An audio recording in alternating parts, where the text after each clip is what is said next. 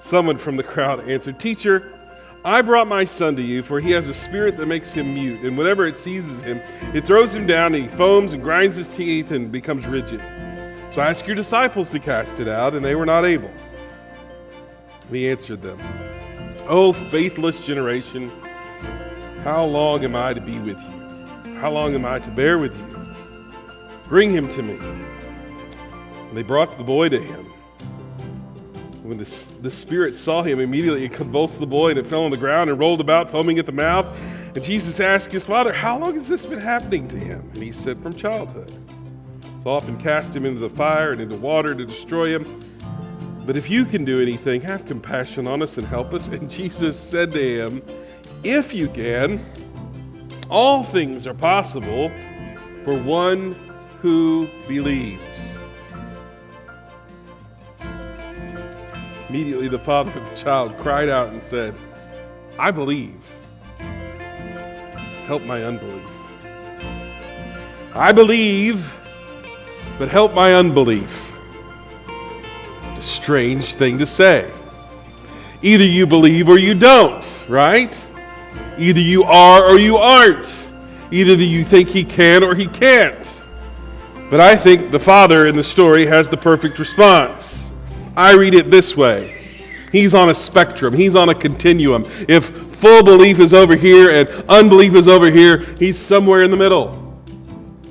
The father is saying, I want to believe, but my past experience, the things I've seen in my past, it's causing me to doubt.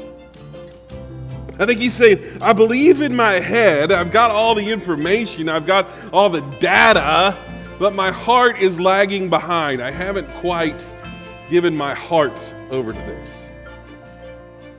I think he's saying, I believe, Jesus, you can do it. I'm just not quite sure that you will do it.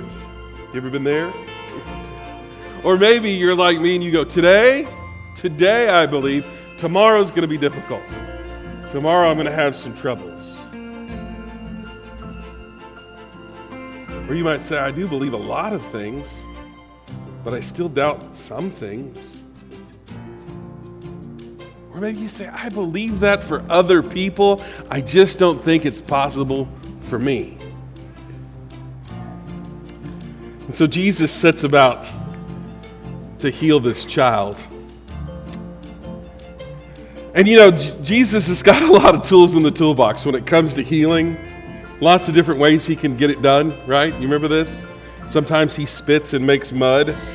Sometimes he touches.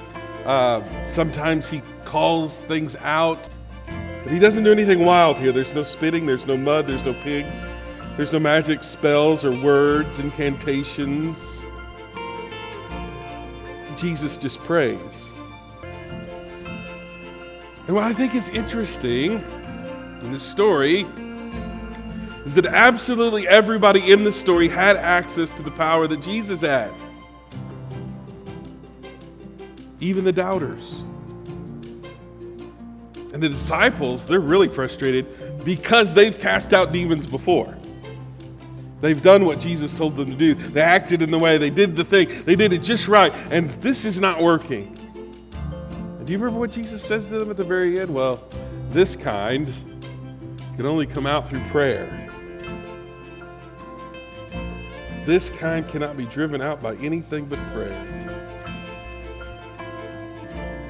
And it goes back to verse 23 where he says, all things are possible for one who believes. All you have to do is simply believe. It doesn't take any special knowledge. It doesn't take any special powers. It doesn't take a correspondence course. Jesus believed and prayed and relied on God, and this young man is healed.